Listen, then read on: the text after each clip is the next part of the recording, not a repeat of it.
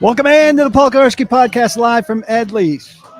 5 Points, East Nashville. I'm smelling it. I'm going to be ordering food during this episode to take it. Here's Leon. Come on over here. I'm going to order in about a half an hour. I'm taking home dinner to reheat. Save the fried ribs. Mike Keith, leaving the Titans. Told him, run, Mikey, run. Run, Mikey, run. They're firing guys he's worked with for a long time. I don't think they'd ever fire Mike Keith, but who knows with what the hell they're doing over here. Welcome to Edleys, Paul Kuharsky podcast. I'm Paul Kuharsky, sponsored by Zen Sports, the place you should bet. Edleys, the place you should eat. We're going to talk about the state of things with the Tennessee Titans. We're going to talk about a magic number that Chad Brinker mentioned to me when I spoke to him earlier this week. We're going to take a slew of your questions. We're going to talk about Mike Keith leaving the Titans. We're going to talk about Frank Wycheck's diagnosis with CTE. And we're going to talk about everything we could cover here. It's good to be with you Thursday after the season. Kaysen Anderson, very complimentary, says, hey, PK, fantastic work this week. I appreciate that, Kaysen. And let's use that to get people who are here to subscribe to paulkuharsky.com. $7.50 a month, a steal at that price. Not something you should pass up. A lot of good information coming. And let's go right to Mike Keith. Look, Mike Keith joined this organization after it landed in Tennessee after one season with Jeff Van Note and somebody else. Then he was paired with Pat Ryan, who was very good. His voice, his color analyst on the Music City Miracle Call, which we all remember, which was 25 years ago yesterday. I wrote a piece about that with Kevin Dyson and Lorenzo Neal, talking about how it changed their lives and the life lessons that they took from it. The guy is a spectacular play-by-play man. I make fun of him for getting a little overexcited at the small good plays that the Titans make in bad losses in a bad season like this. He is a University of Tennessee alum, and Tennessee, Knoxville hold a great place in his heart. He is excellent at his job. It's not new anymore, but the Tennessee administration, with retirement over there, is smart enough to chase him and court him and land him now. And he will be calling Volunteers football and basketball, is my understanding. I just saw this news right as I was setting up my stuff here at Edleys to do this broadcast. And he's going to be missed. I mean, he's one of the things that the Titans had going for them, for sure. And so I wish him nothing but the best. I joked with him earlier this week, and I said, when the Titans fired Brent Akers, long-term operations guy, and Anthony Pastrana, long-term video guy, after in recent years parting ways with long-term guys like Stuart Spears, Gary Glenn, who am I forgetting here? Ralph Hockenfels.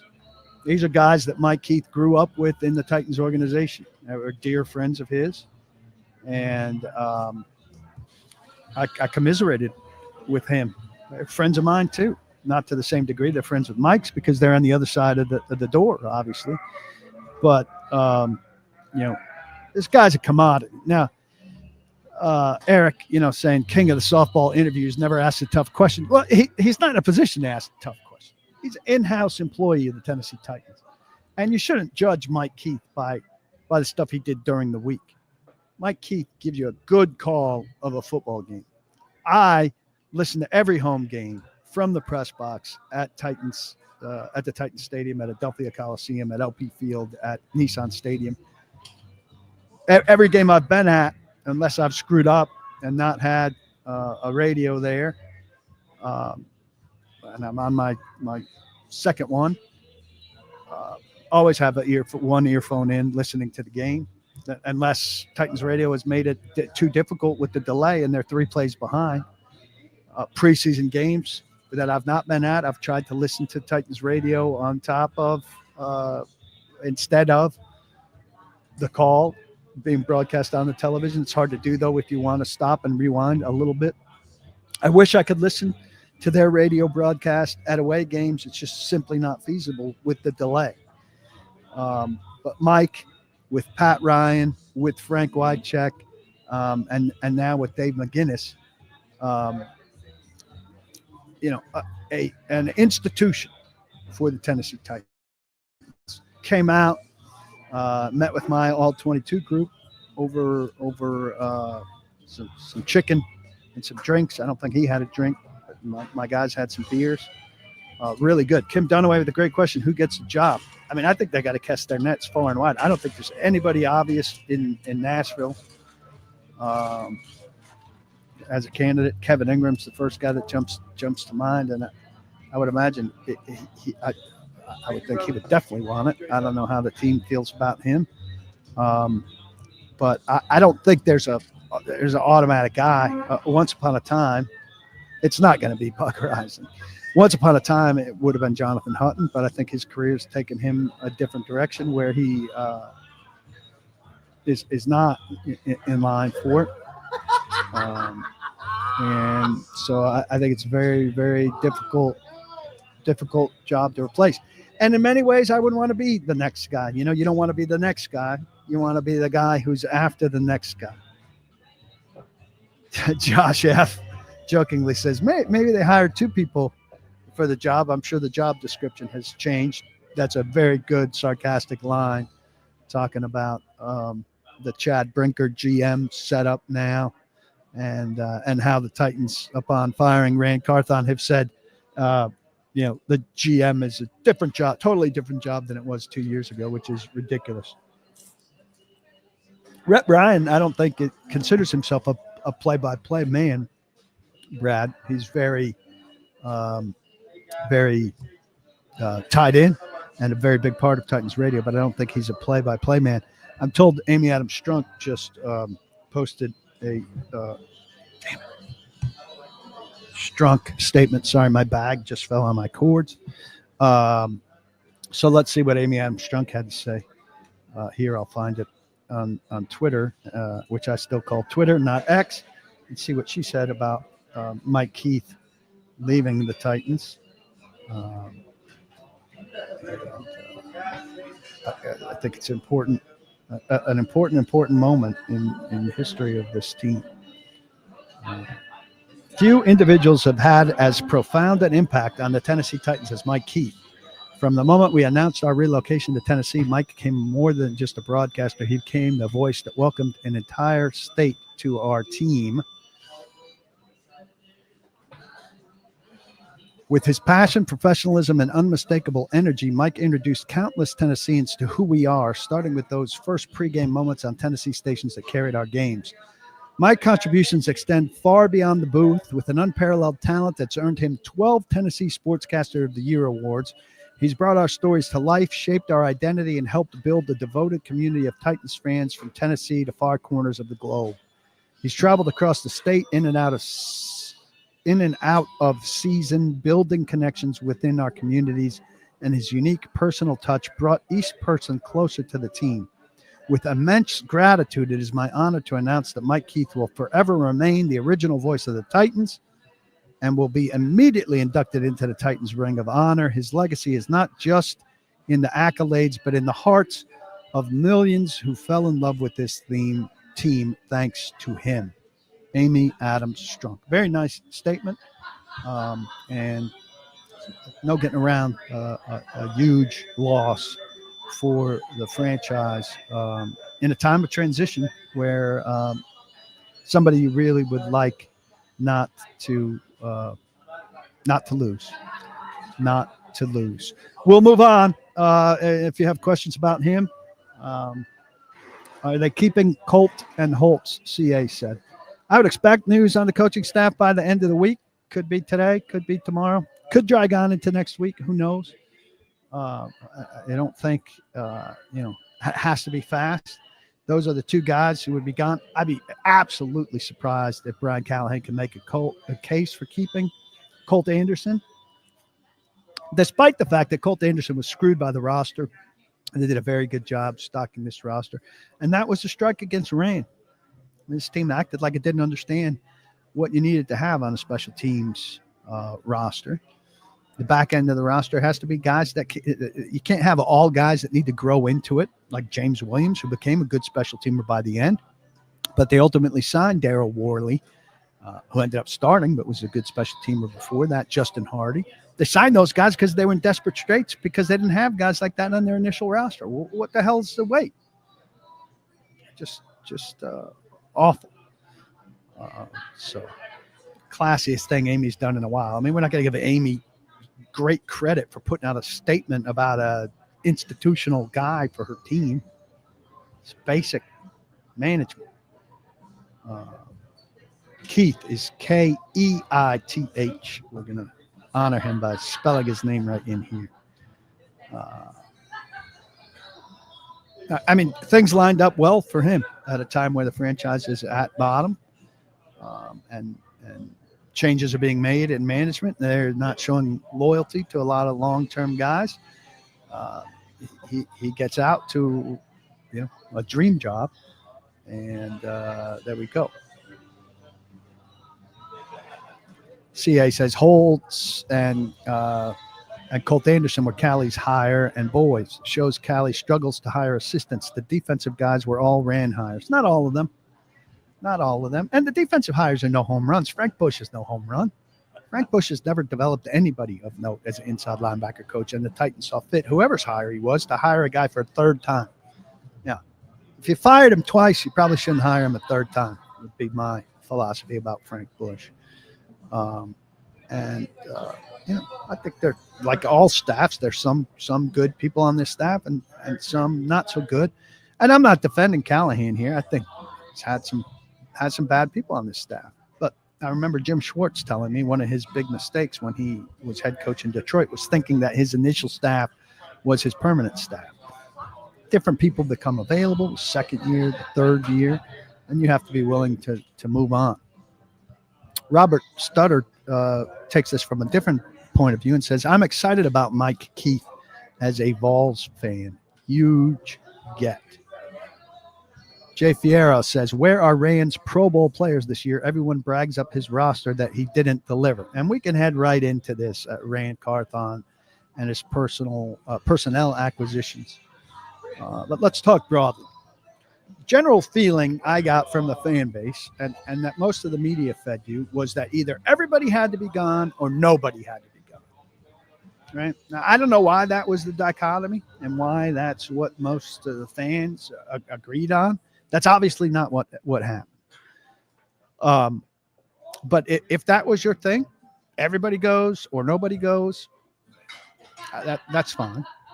I don't think this is the best scenario ever, but I think they fired the worst of the three guys. If you're going to say that Callahan definitely deserves a second year and you see growth potential and all of that, I don't think you can fire a coach after 1 year when that coach was a popular candidate. Arizona wanted, interviewed him. The Chargers interviewed him. Carolina interviewed him and wanted a second interview. Atlanta interviewed him and wanted a second interview. And obviously the Titans hired him. So 5 teams were interested in Brian Callahan a year ago. Does one terrible season make him a terrible coach after he was a popular candidate? I say no. So I think he deserved another year.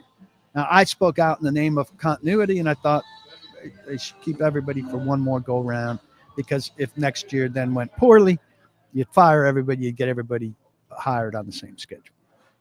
Now all they're going to hire is a general manager who's not going to have final say, so he's not going to be a power broker, and it's really going to be a 2-man operation instead of a 3-man operation. So is it ideal structure? No. Is it confusing? Is it non-traditional? All of that? Yes. Are the Titans going to be the leaders in some new sort of movement? where you're going to have a president of football operations who ultimately has control, and the GM's going to not have power and just be a very strong scout. I don't think that's going to become the rage of the league. And I don't think the Titans are going to become trendsetters and all of that. But if you were for clean house or status quo, well, this is pretty close to status quo, except they got rid of a guy that they thought wasn't setting standards. Now let's look at his standards. Personnel. Not terrible, but certainly not great. Somebody just asked, where are the Pro Bowls? None. Right? Where are the all pros? I don't think you're getting all pros out of what he drafted. Let's run through the drafts. The first one, he didn't have final authority, but he had a hand in it. Skoronski, he's getting better. He's going to be a good guard. He's a guard at 11. If you draft a guard at 11, you need him to be like super guard. Steve Hutchinson. He's not Steve Hutchinson. He's not Quentin Nelson. He's not going to be those guys. But okay. Levis.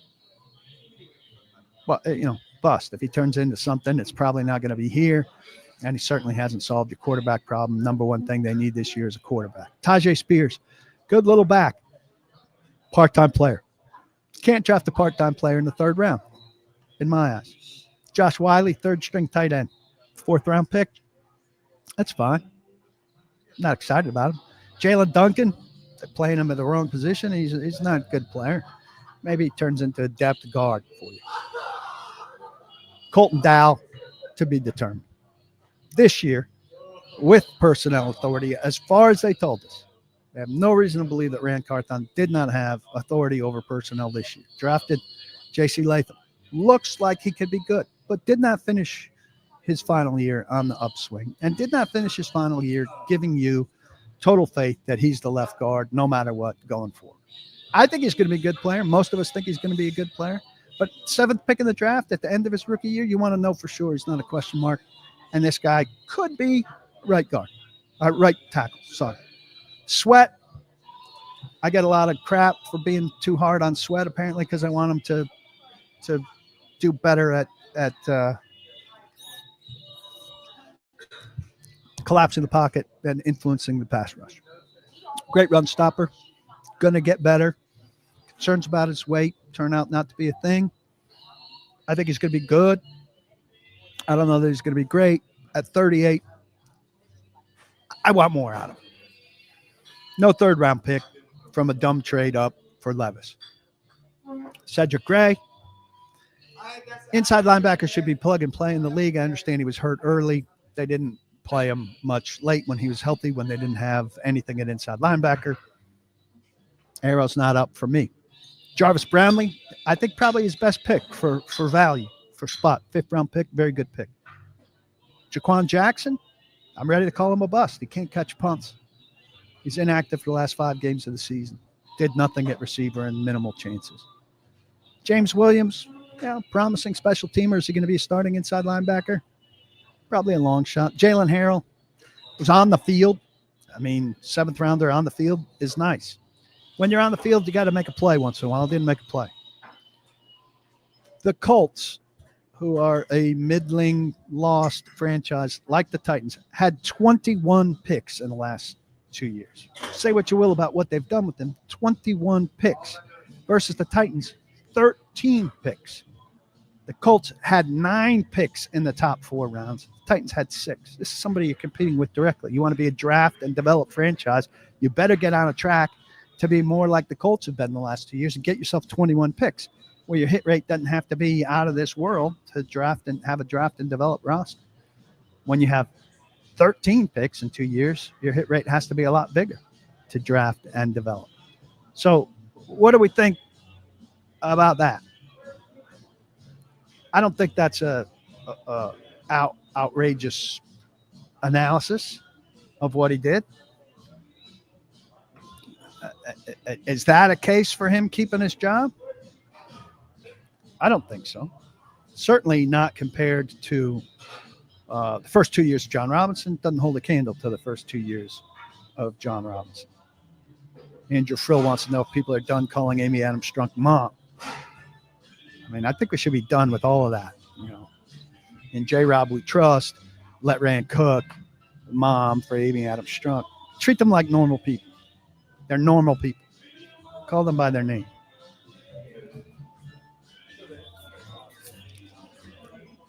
All right, let's go to outside free agents for Carthon. I'll be quick. I'm building to a point. So Carthon, with a lot of money in this last free agent round. Pollard, good for what they wanted out of him, and not super expensive. Ridley, he's a number 2, but there's only so much available in free agency. It took them a while to find his rhythm, but good. Cushenberry wasn't playing that great when he got hurt, but as a long-term guy, I think he'll be good. Then, Achilles injury, it's unfortunate.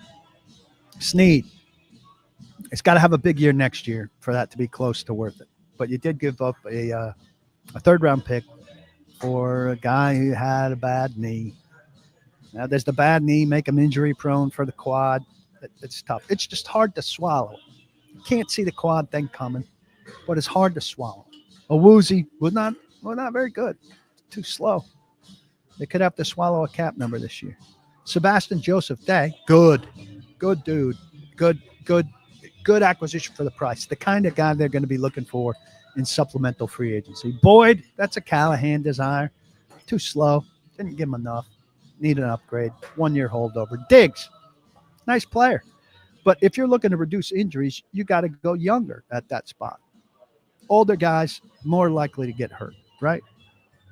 Diggs got hurt. Vanette, pretty nice contribution from Vanette. Rudolph, not a good enough supplement to Levis. Not a good enough fallback for Levis. Special teams pretty much ignored it on the initial roster. Got Hardy and Worley late. Should Ran Carthon have been fired on personnel acquisitions alone? I think you can make the case no. Did Carthon extol leadership to his people in the building? Everybody that I have talked to has confirmed what I reported in the article I wrote on the day he was fired. He did not. Was he a work ethic guy who set the work ethic in the building and set a tone that we're going to grind? No. The grind was trickle up, not trickle down. The building, you say what you will about the scouting staff, but we don't know how much they are allowed to influence things. I think they were ignored by J-Rob. I think there are yes men in there. Maybe they were trained to be yes men by J-Rob. I think, I don't know what Ran wanted out of them. I don't know what Brinker's going to want out of them. I don't know the degree of change that's going to come in April. I think there's too much youth in their ranks. But, there's been talk that there's a split, that there are Carthon guys and there are Brinker guys. Sense I'm getting is that Carthon guys pretty limited. Anthony Robinson, probably the one Carthon guy in there, and Anthony Robinson's gone. He's fired the same day Robinson was fired. I think people in the building are pretty happy to see this direction go. I'm sorry if that's a hard truth that people don't want to hear. I think the building is behind this move. And I think the building being behind this move says something. If you care about the people in the building who are doing the grunt work.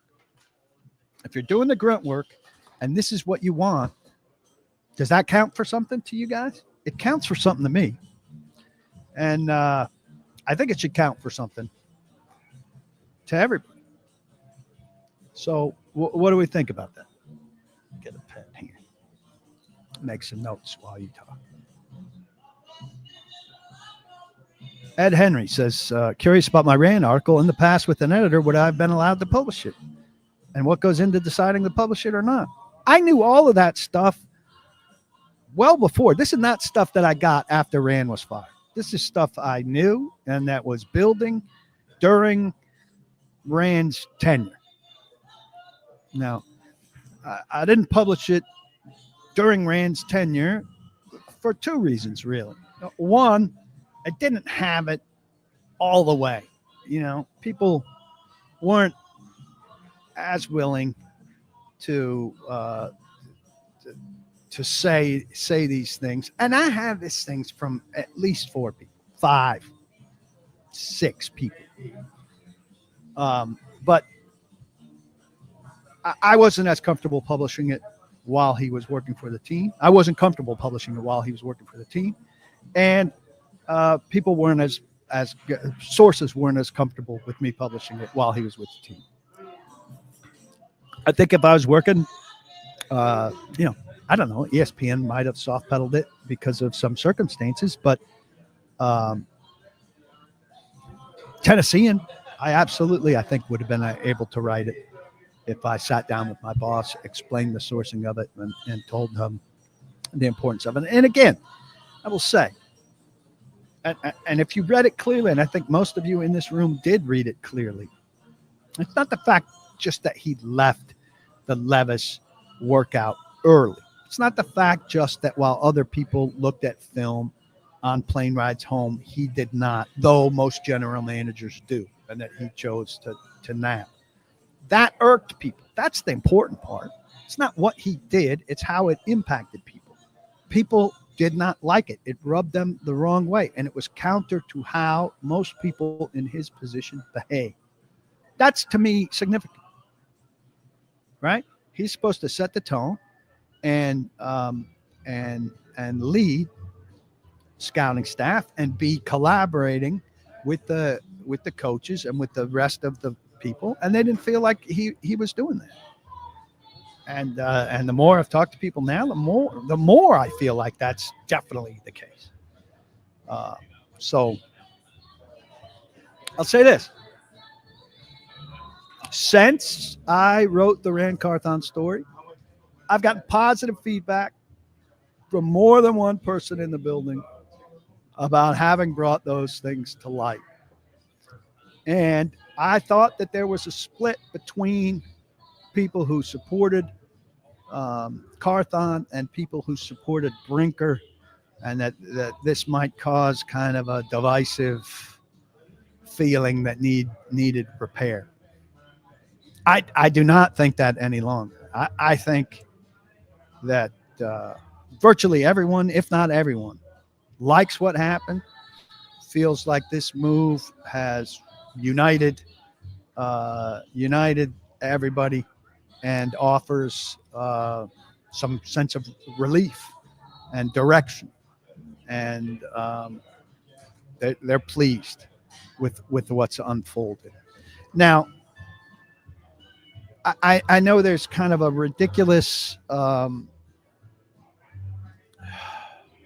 train of thought out there that some people are saying about me. I'm carrying water for the organization, which is nonsense. You guys know me. I've covered the organization for a long time. I've got multiple people that I talk to, and I'm telling you about what's happening. And I would just say, if you're listening to people who are saying I'm carrying water for the organization, well, ask them who they're carrying water for then. Right? If they think I'm sourced by one side, which I'm not, I'm sourced by people who are there, who are telling me what's going on and what their feelings are. But if you're talking to somebody who's saying that I'm somehow carrying water for Chad Brinker is not the source of any of that information, by the way, about Ran. No, none of it. If somebody's telling you I'm carrying water for Chad Brinker or for the Titans, ask them who they're carrying water for. Because if they're so counter to this information, which is 100% accurate, they're getting their information for somebody and telling somebody's story. Somebody probably on the outs.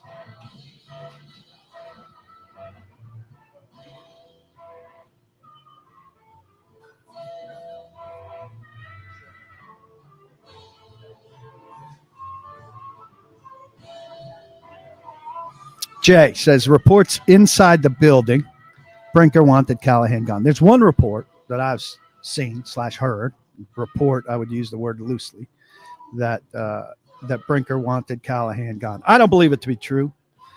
The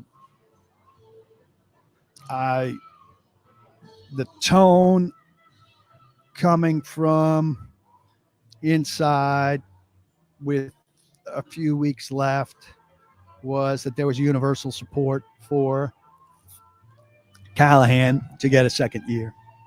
And I think that that was I believe that to be the case.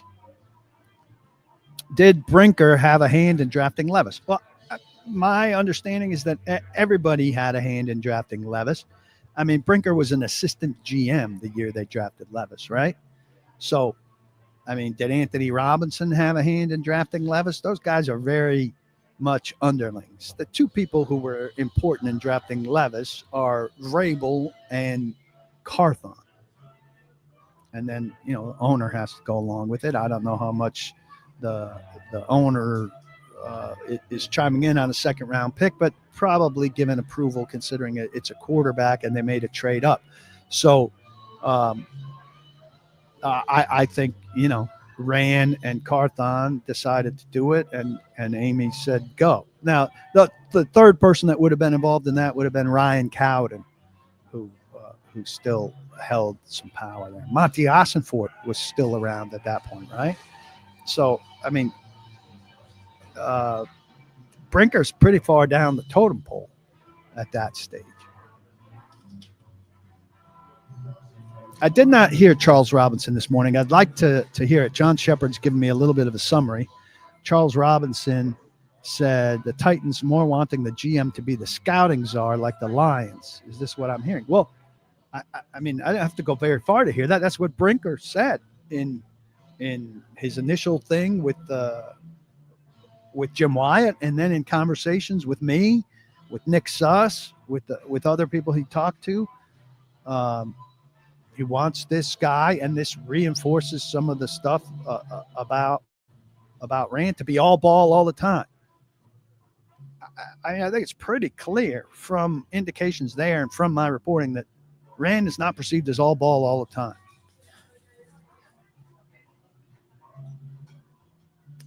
Mike Florio sent an inquiry to the NFL on if the Titans violated the Rooney Rule by promoting Chad and having him have final say.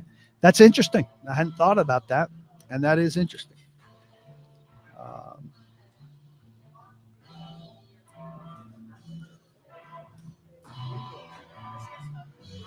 Yeah, I mean, Caleb is asking about Jim Nagy. The names that fans are asking about most are the names that are out there with big Twitter accounts or big TV presence. So everybody wants presence. So everybody wants to know about Nagy. Everybody wants to know about Lewis Reddick. There's one more. I think he's probably a very good candidate. I don't think candidates of that profile are going to be so into this job based on the fact that this job doesn't carry that much power. And I think if you've been out of it, you're going to want a job with more power. I am at Edley's BBQ at 5 Points in East Nashville, 1004 Woodland Street. This has been my home for this podcast throughout the season. I may be switching venue to something closer to home. Who knows? But my buddy Leon is behind the bar here. He takes great care of me, mixes an awesome margarita. From what I'm told, I've never had the pleasure of drinking one. It's a long drive home from here, and I've usually been going back to the Titans facility. Edleys has locations all around town. Sylvan Park, Donaldson, Franklin and Berry Farms, which is more of my home location. Franklin in the factory, Gallatin, 12 South, Nolansville. The food here is just phenomenal. Nashville prides itself on having a lot of great barbecue, and there is a lot of great barbecue. None of it is better than Edleys. This place is terrific. Come, let them mix you up a great drink. Get the fried ribs if you can, but there's not a bad thing on the menu. I've had the pulled pork. I get the brisket a lot.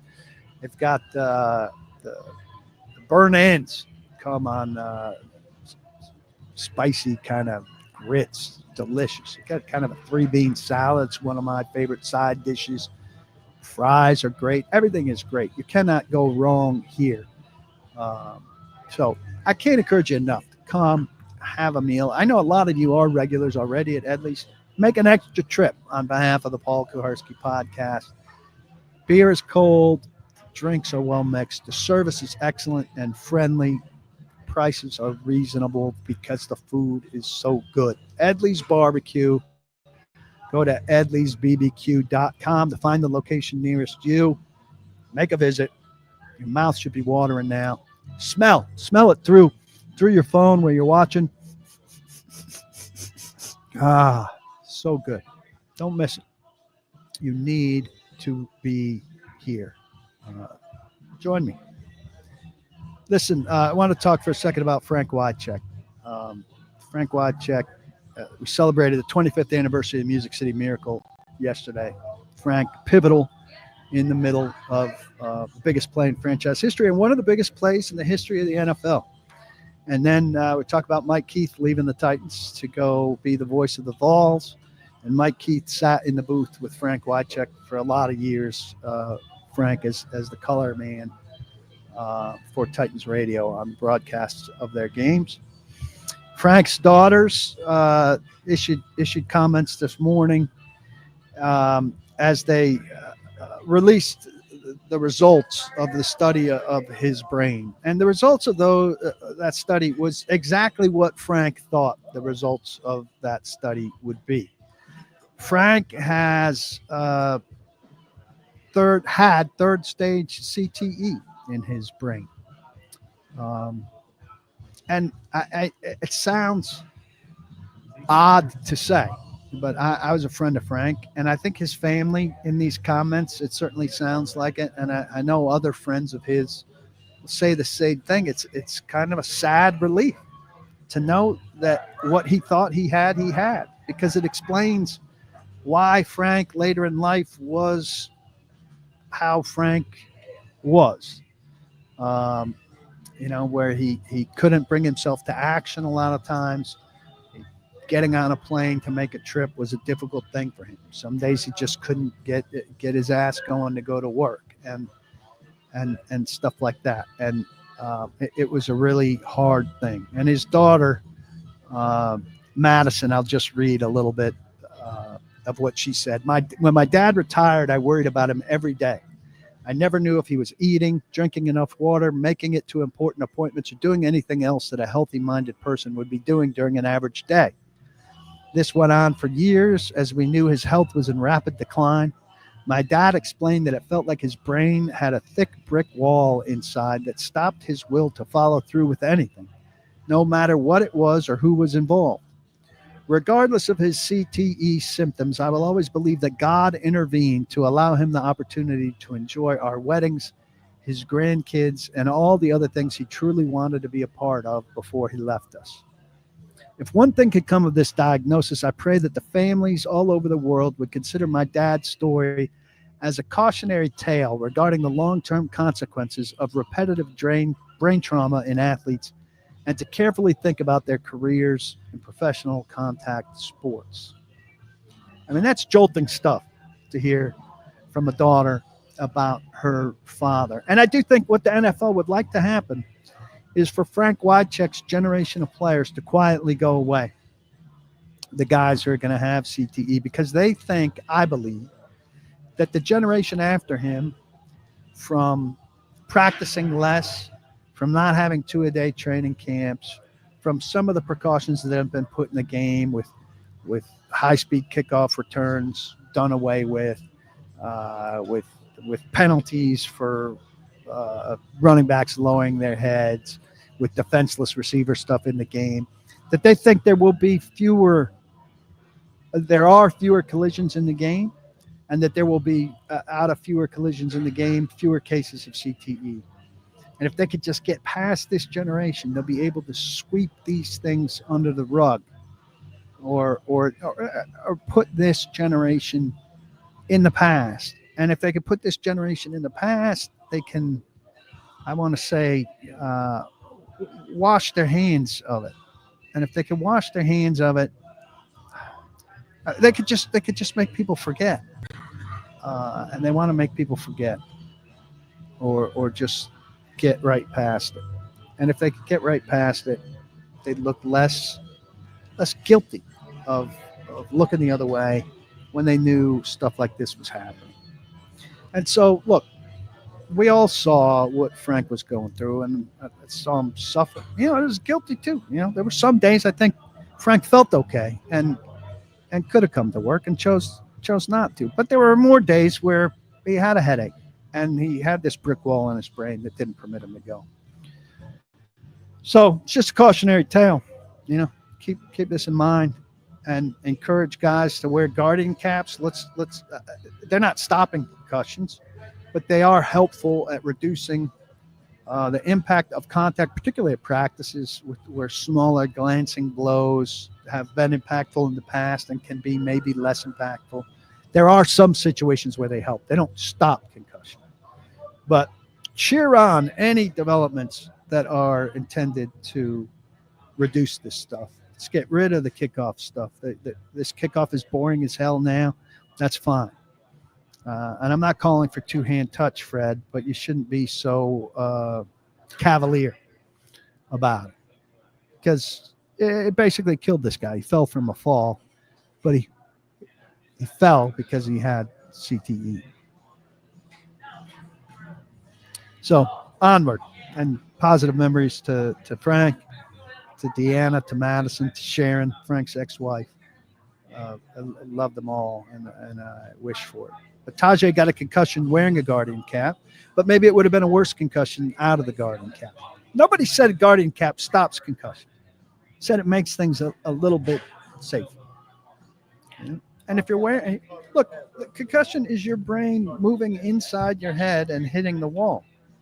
You can't wear a guardian cap inside your head or inside your brain. That's the danger of it. James, in honor of Frank, cheers. If you're having a drink today, think of him. Here we go. Let's take some questions. Yeah, Wyatt also remembers Frank talking about it, how the NFL denied his claim for insurance because he didn't have enough CTE. Well, that's not what he said, because they can't diagnose CTE while you're live, but they do make things more difficult on some of these guys than they should. So here's an endorsement of Edleys grits from Quilty Girl. They are delicious. What else is on your mind? Thank me for my service. Joe says the Titans have been trying to be like too many other teams that need to have and create their own identity. I agree with that, but I mean, it's not a bad thing to look at Detroit and say, hey, that worked. But like if Charles Robinson's saying, well, they want their GM to have power like Detroit's, well, they were looking at Detroit too when they came up with the collaboration thing. So how many different versions of what Detroit's doing can they come up with? I think that's something to be considered. Like, can they understand what Detroit's doing or not? I don't really understand that. CI says no GM wants this job. Who wants to latch on to Cali, then work for Amy while having no quarterback, and this isn't a quarterback draft? Oh, and report to the real GM Brinker. Look, for a lot of people, it's not going to be a great job, but there are only 32 teams in the league. It is a promotion for plenty of people, and so you're not going to get somebody who's already a fantastic person, probably, but there are some people who would come here. I think John Eric Sullivan in Green Bay is probably pretty friendly with Brinker. It might be a lateral move for him, but he could get out of the shadow a little bit of Green Bay. He could get to better weather. He could experience a different culture. Now the stability's a question, and all of that. But somebody's going to take the job, And there are a lot of good football scouts who toil behind the scenes who we haven't heard of. So I don't think it's a great job, but I do think it's a job. I don't understand this question, Jack. What do I say about people theorizing this had something to do with Rand's feelings about the draft? Tell me more.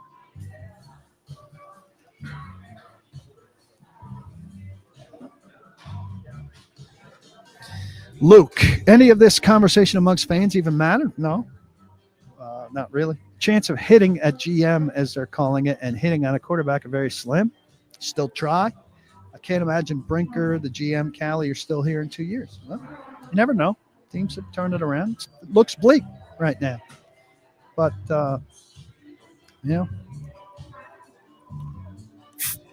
It looked pretty damn bleak in 2014 to 2015, and they came out of that. So, no state is permanent in the NFL. We will see. Based on the draft and develop plan, Spencer says, we won't be as aggressive in free agency and may track back on our 35th pick to build more long-term, which I agree with. Does Amy have the patience? Is she Bud 2.0? This is a very interesting question because Brinker mentioned patience a lot in the statements he made to Wyatt and the initial stuff, and in conversations he had with reporters after that. Patience, long process. And Amy has fired somebody 3 years in a row. So how does her patience match up with the patience that her now chief football player is asking for? I do not know. I think most of us suspect that she will not be as patient as they want her to be, and that there'll be another firing or two in a year, which may be one part of the attraction of this GM job. Hey, I go to Tennessee and I win over the owner, and when she's ready to fire these two guys, guess who takes the seat of power next? Because she seems to like to promote from within. Or she has right now with Brinker. I also think there's too much in this organization about winning over the owner and it not being your work product as much. Though right now, this one I think was somewhat about work product, but it's also about who kisses up to the owner best too often. Michael, did Ran have the reputation of not being a grinder before Amy hired him?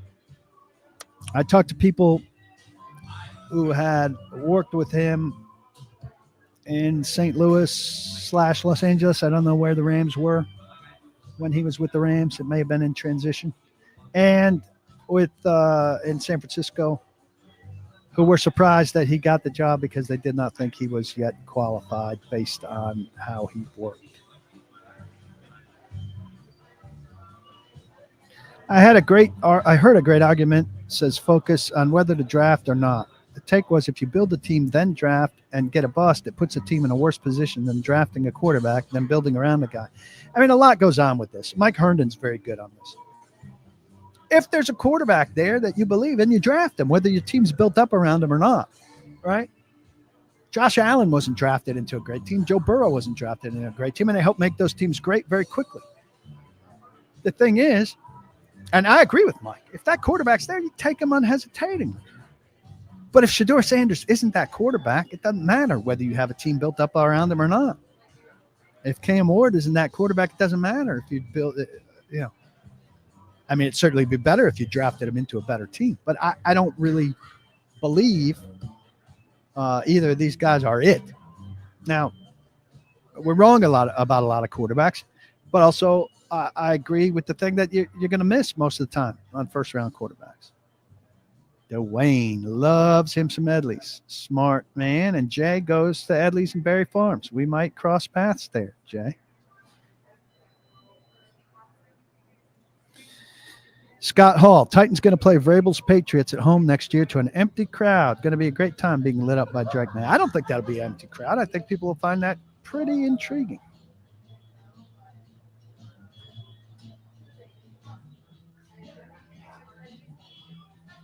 Well, Jay says Vrabel reported to be interviewing today with the Patriots. He is.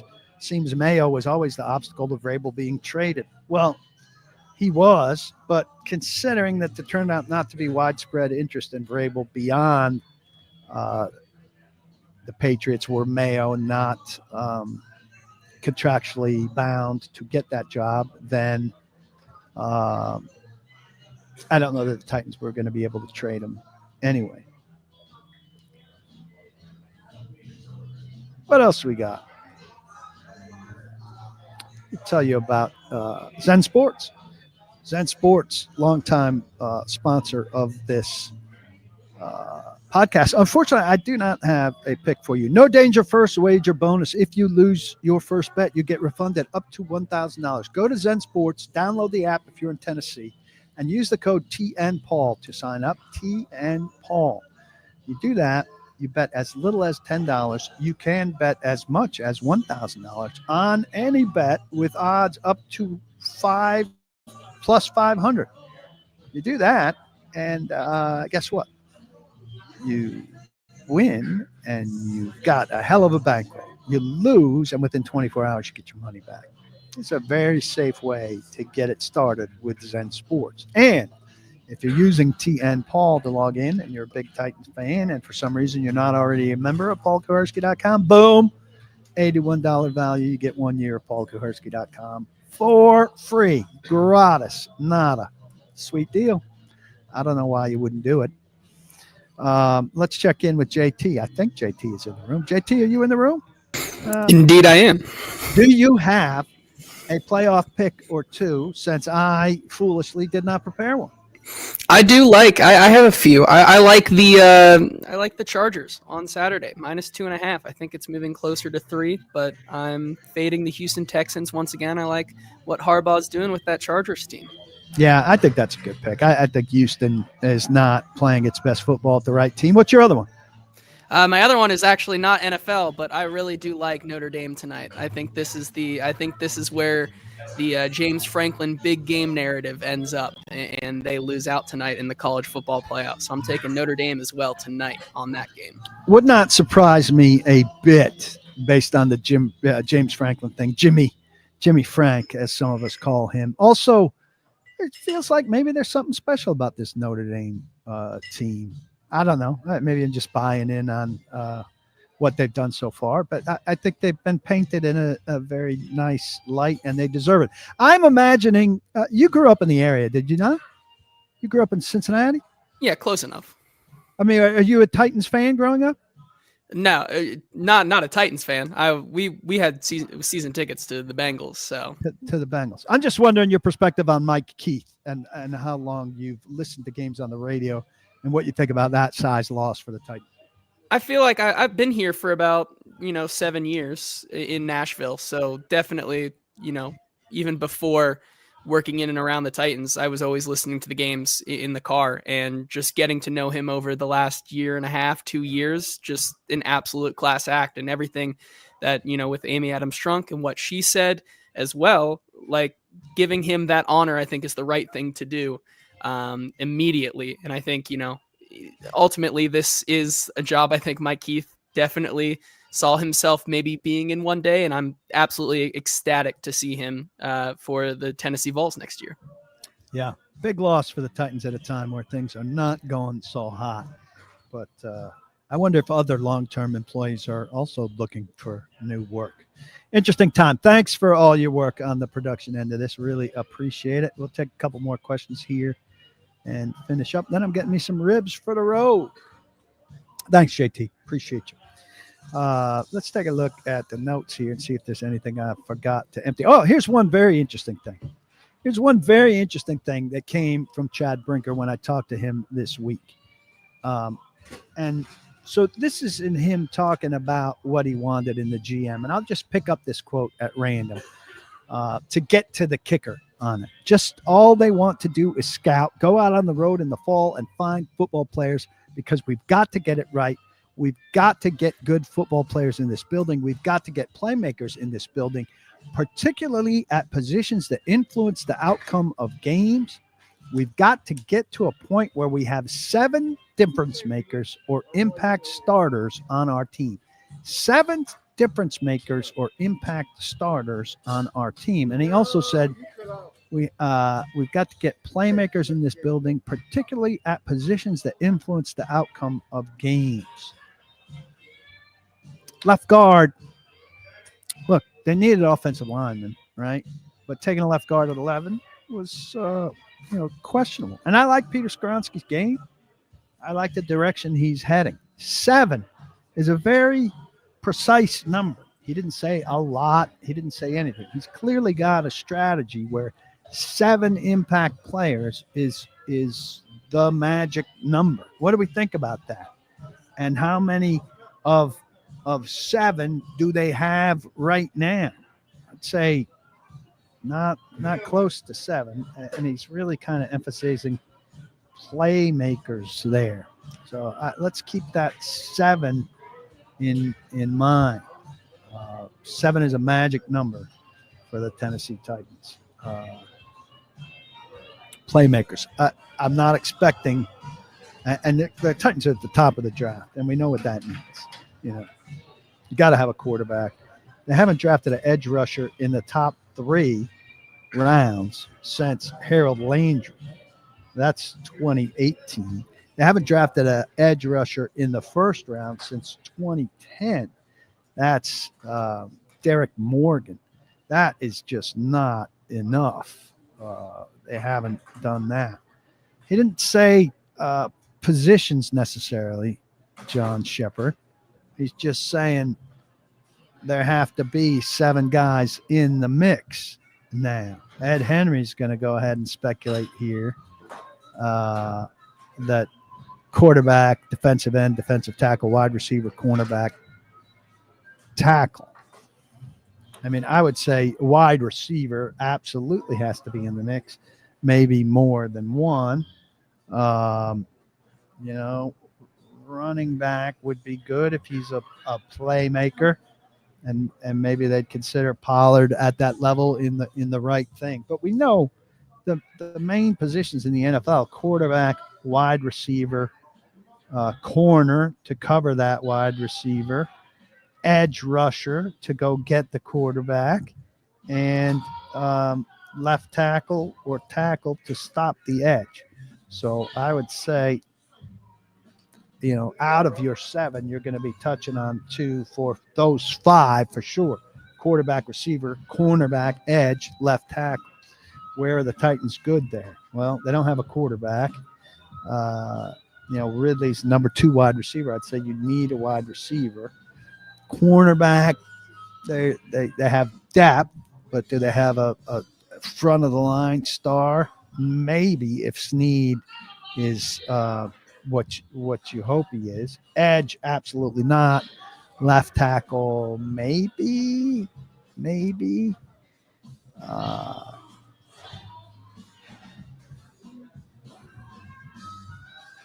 Jordan Pace says, do I ever set myself calendar reminders to ask certain questions? Example, on June 1st, ask Chad if he feels he's acquired the 7 playmakers.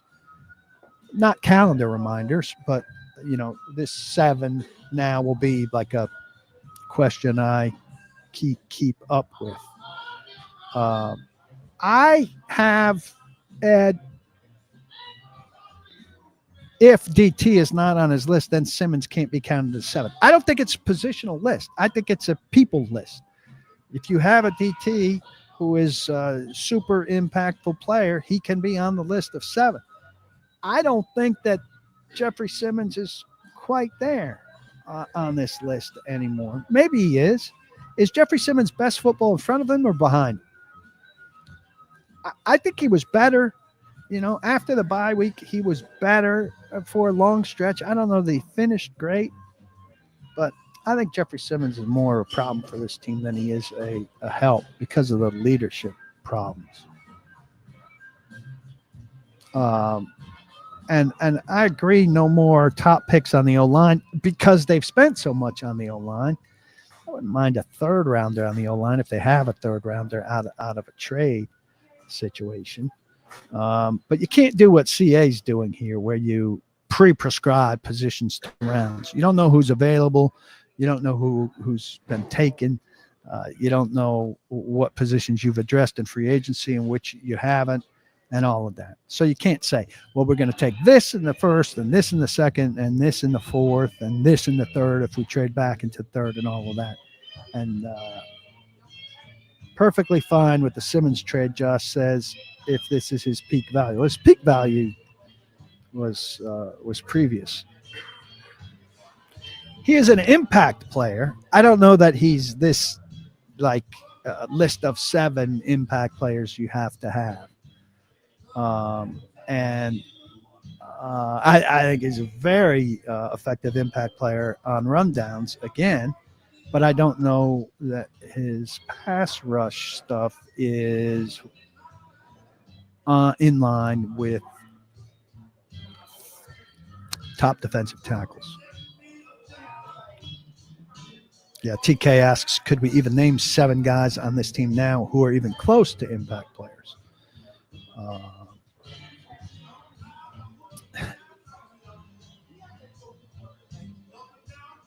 Right. He's not going to be listed as GM. Brinker's still listed as president of football operations only, not GM. He's not going to be listed as GM. They're looking for a GM. You've not been paying attention.